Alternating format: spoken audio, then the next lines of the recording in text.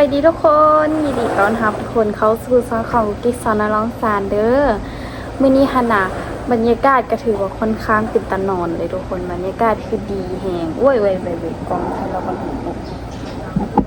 แบ่งกล้องก่อนเด้อชิมื้อนี้นะบรรยากาศหันน่ะทุกคนเป็นตะนอนเฮงบรรยากาศคือดีฮ้อนเมื่อวานนี้มีอากาศแบบฮ้อนอบอ้าวหน่อยนึงค่ะทุกคนแล้วมื้อนี้ค่ะบรรยากาศดีมีฝนตกน้อยๆเนาะทุกคนเนาะแล้วก็คือแม่กิ๊กบอกว่าตอนกิ๊กไปซักเครื่องแม่กิ๊กบอกว่าแม่สิออกไปสวนเด้อเพิ่นว่าสิไปเบิ่งเฮ็ดตาบเพิ่นว่าเด้เพิ่นก็ไปเบิ่งแท้ได้ทุกคนรู้มั้ยไปเบิ่งแล้วก็เอามานำสิได้เฮ็ดตาบทุกคนแม่กิ๊กได้เฮ็ดตาบนี่ไม่ไงเต็มตะกร้าเลยค่ะคุณพี่เนี่ยเต็มตะกร้าเลยทุกคนอันนี้ก็คือเฮ็ดตาที่แม่ไปหาผู้เดียวกิ๊กบ่ได้ไปหานะแม่บ่สวนกับบ่ไปจะมีดอกเนาแน่แล้วก็ดอกตูมแน่อันนี้เป็นดอกที่ค่อนข้างแก่เลยเนาะแล้วก็สิมาซ้อมไว้ให้แม่มื้ออื่นทันพอแม่ทางพ่อสิมาพี่น้องทางพ่อสิมายามพ่อกิ๊กเอารถใหญ่ออกไปแต่เช้าพุ่นน่ะไปหาปลาน่าจะไปหาอยู่ทางบ่น่าจะบ่แม่นน้ำลึกหรือว่าน้ำลึกนี่ล่ะทุกคนน้ำลึกหรือว่า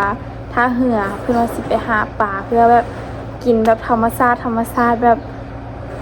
กินแบบอร่อยที่แบบเนื้อสดๆจังซี่นะมื้อตอนเช้าเพิ่นก็สิพากันเดินทางออกมาส่วนแม่ก็ไปหาเห็ดไว้หาก็บ่ยากตัวทุกคนแต่ว่าก็บ่ง่ายเนาะเพราะว่ามันอยู่ในป่าเด้แล้วเขาก็บ่ฮู้ว่าต้องแย่งไปเจอมันแต่ว่าอันนี้นี่แม่บ่ได้ไปเข้าป่าอันนี้นะแม่ว่าเอาอยู่นาหั่นล่ะเพราะว่านี่แม่ไปเอาอยู่แถวนาหั่นอันนี้นะทุกคนก็ถือว่าได้หลายอยู่นี่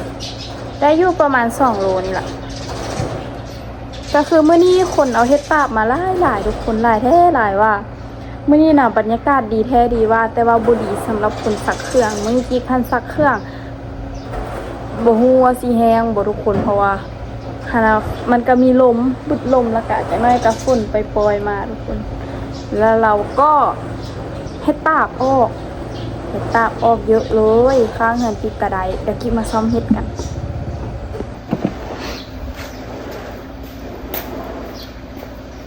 กิ๊กสิพาทุกคนมาชอบเฮ็ดตาบแม่ได้เด้อมันมีดอกเงาหลังนะทุกคน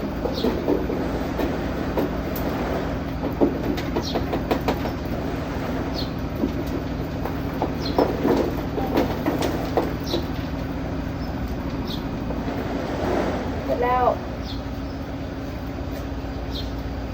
เข้าทุกภาคไว้เสร็จจ้ะคือดูว่าพูดปุ่นมาด้วยเดี๋ยวด้วยมาตั้งตาเต็มแต่ดูมันดิบดาเป็นคงเดียวเงินแม่มดอันนี้ภาพนี้มาไว้ยามันซ้อมให้ตาผิดนี่ชื่อเด้อมาซ้อมให้ตามันตุ๊กตี้เด้อเนาะโอ้นี่มันตู้ใส่ดอกจุ่มตู้ใส่ดอกบานเด้อดอกบานเงาเด้อตู้พูดใส่อันนี้ไว้กลางหัวอันนี้เหมือนบ้านเลยเนาะมันตู้มันเอาไว้นี่มาบอกไปเมื่อกี้นี่ลืมดูมันตกไปดูไว้เนาะจะเอาไปกินได้ดูนะก็แค่ไปดูดอกงามเนาะเราโทรศัพท์เอาโตกันกันให้ผม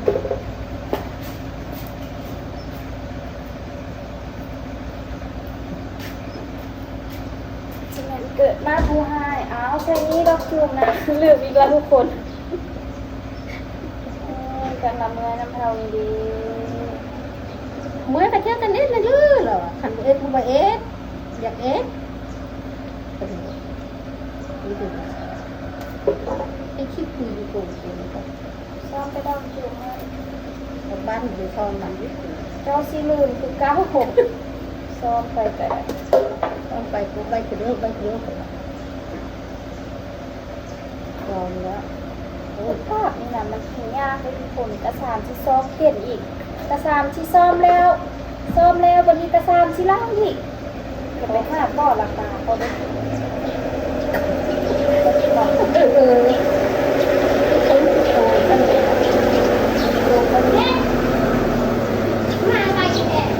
ไว้เอ้ย ที่มาทำงาน แม่เมื่อกี้บอกว่าไปหาลิต้าไปดูเสี้ยน เสี่ยวเดี๋ยวไปสืบดู คุณแม่เพื่อนเรามันตกอยู่แล้ว ครับคุณไม่มาดูว่า คือน้อยทั้งเน่าไอเด็กอะไรจะมันเกิดมาทุกคนก็กระคือแบบโอ้ คุณกำลังเป็นที่นี่ ปีนี้เป็นตาบงามทุกคน คุณทำไมคุณบอกให้ทำงาน มันแบบแต่ว่าแบบมันออกมาแล้วมันจะเตรียมเงาพอมันซ่อมก็คือมันตัวนะ คุณตั้งได้แบบนี้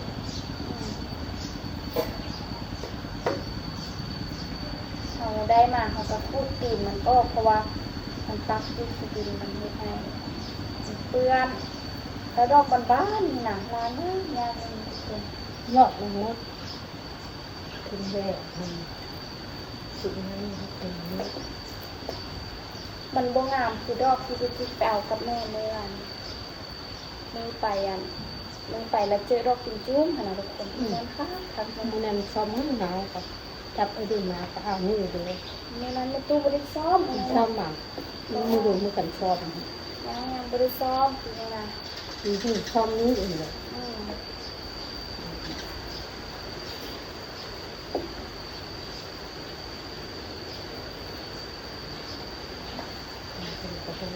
โอ้สวยสง่าเลย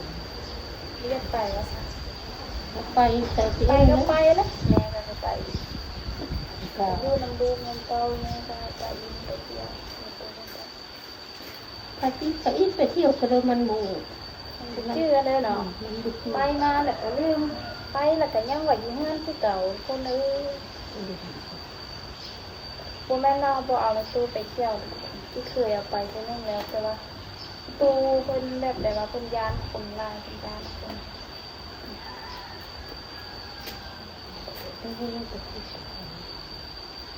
เพราะว่าเขาเป็นอาสเมอร์ไงมูเซียมมูซอมตี้ ไปนี้ประมาณนี้ไม่ไปชอบไอ้ป่าตรงนี้โอเค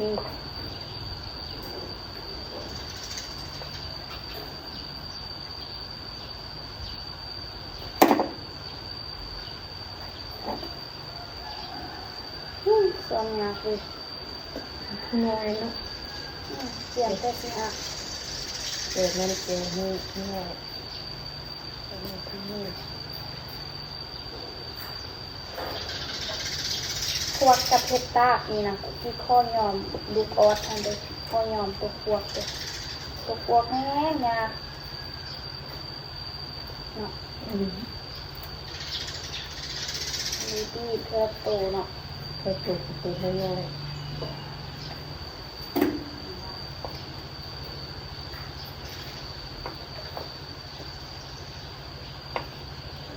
ว่าแล้วตาเนาะแต่ว่าเป็นตาคนงานด้วย เป็นมันนี่เป็นใจมันนี่ใจมันนี่มันเป็นน้ำนะครับหนูมัด ไปกินไปการเนาะ จะเป็นกันได้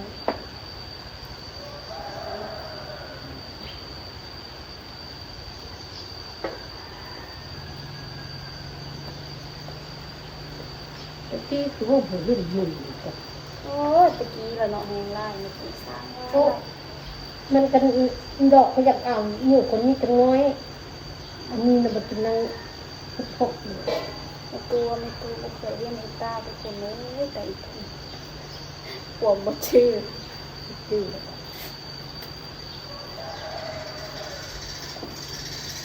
เนาะที่ข้อซ้อมเฮดตา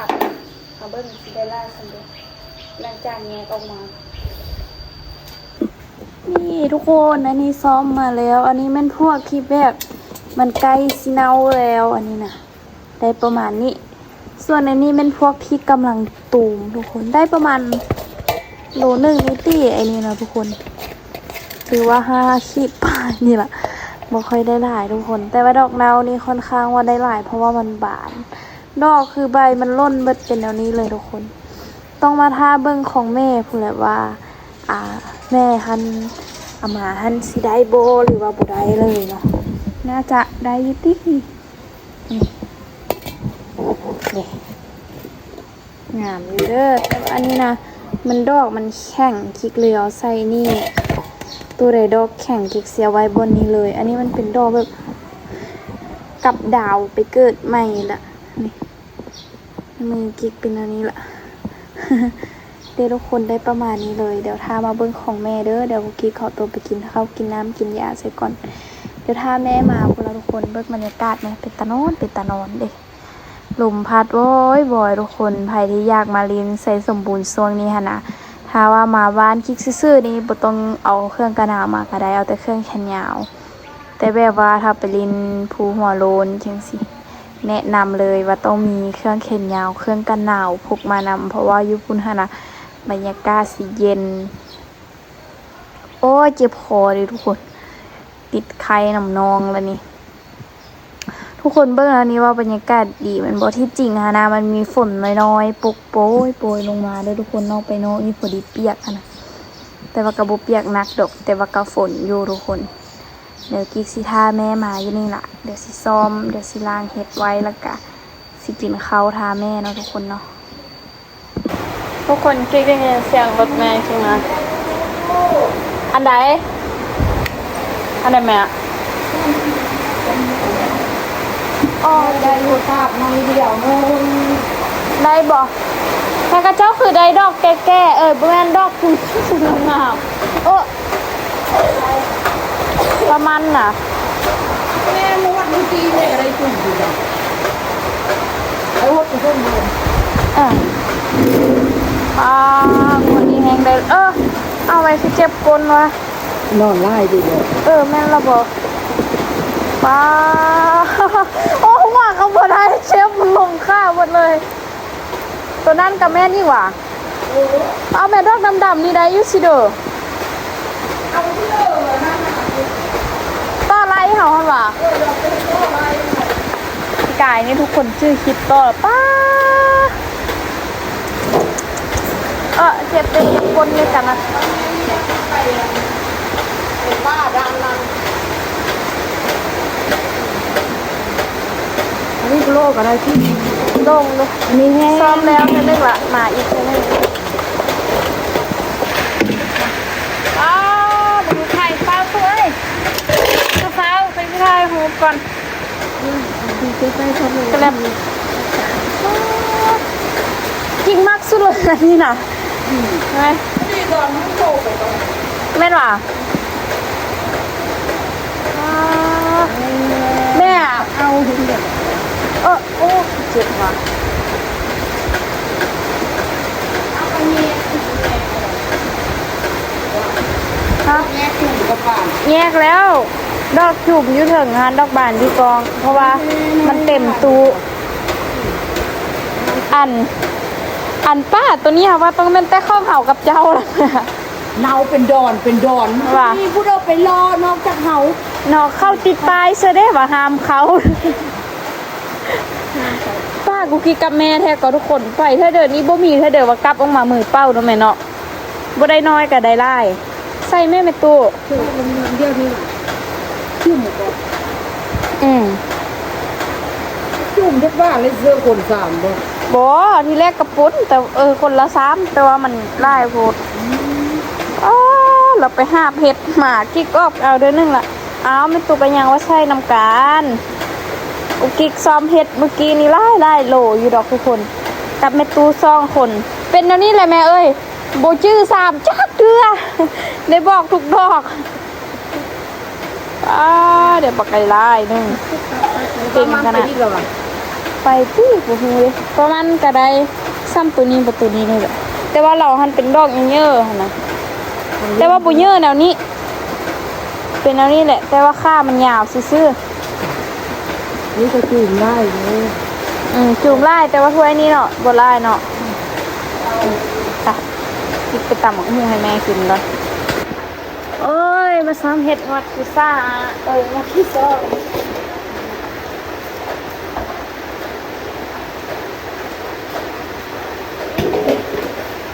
สลับบ้อนกันนั่งทุกคนบันนี้ ที่ไม่กินหรอก วางกินแล้วล่ะแม่ไอ้แข้งๆนี้เสื้อรับกลุ่มเลยเนาะแล้วก็ซอสไปเลยอันนี้เลยไหม คือพวกนี้กับไอ้ บ่ไว้ถึงทานไว้ตัวขึ้นหมดเต็มงานเลย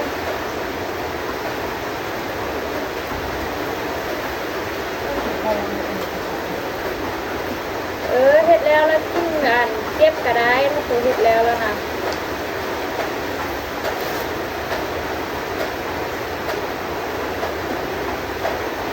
แม่ส้มให้อาเป็นเบิ้งวะอีพ่อเราก็ได้ป่าอยู่อ่ะพวกแม่ดอกแข้งๆอยู่นี่ชื่อตัวบานเหรอชื่อตัวบาน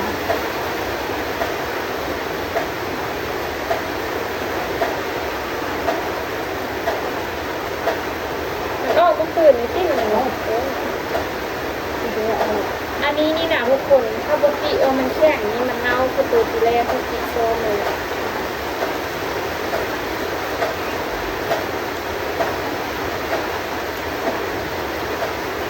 นอนกับสมกัน พวกเป็นเงินแบบมีตัว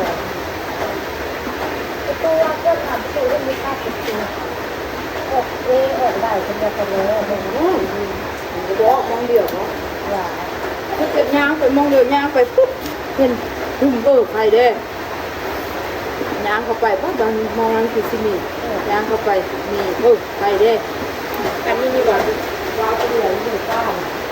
อันนั้นน่ะแม่บ้อนกับก็อะไรทำเป็นตัวเองคักๆนี่ที่โกนในน้ำคักก็เนาะโกนก็อะไรของมัน แป้งหินแป้งเป็นแป้งแป้งนี่ ตู้กระซ่อมดอกสูงนั่นเลยตู้เลยสุดใจ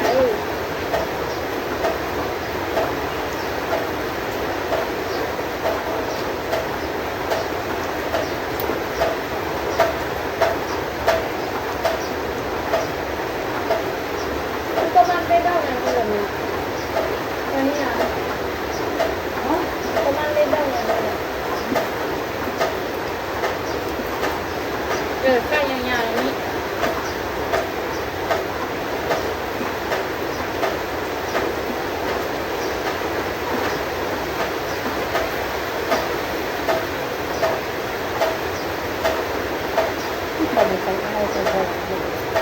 แต่ว่านี่แม่สิไปทางเดียวบันนี้นะแม่สิไปทางเดียวบันนี้ ไปข้างหัวเสือดาว ต้องกินแม่พวกไหน ไม่เคยข้างหัวเสือดาว แม่จริงด้วย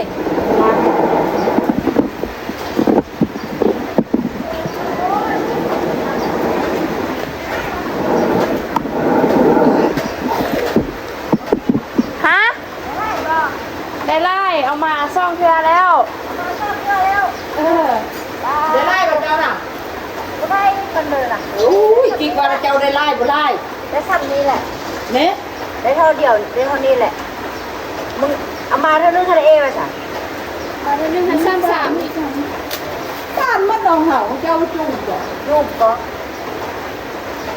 เพราะมันจะค้ำหนึ่งเด้ จะได้ไปลูกคุณมา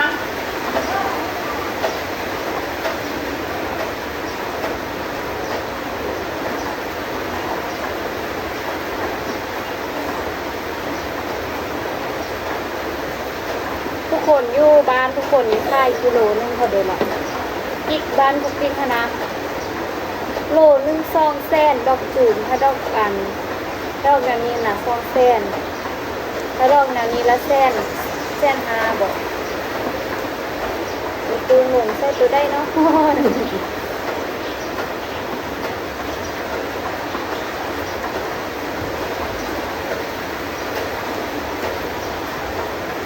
อะไรมาซ้อมให้ตาม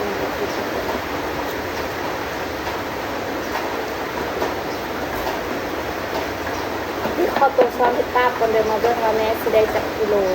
ในมือนี้นะแม่ว่าแม่ยังบ่ยอมแพ้แม่ยังสิไปอีกอยู่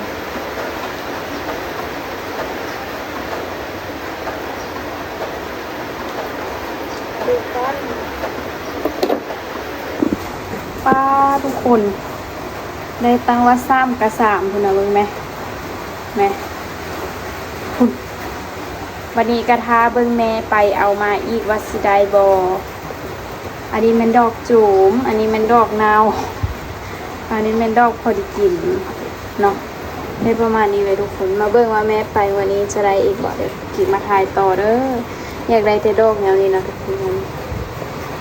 เดี๋ยวแต่แนวนี้คือสิคักทุกคนเลยเดี๋ยวนี้ดอกวัดแล้ววัดตูซ้อมบัตรทีแรกทันได้ดอกแล้วนี่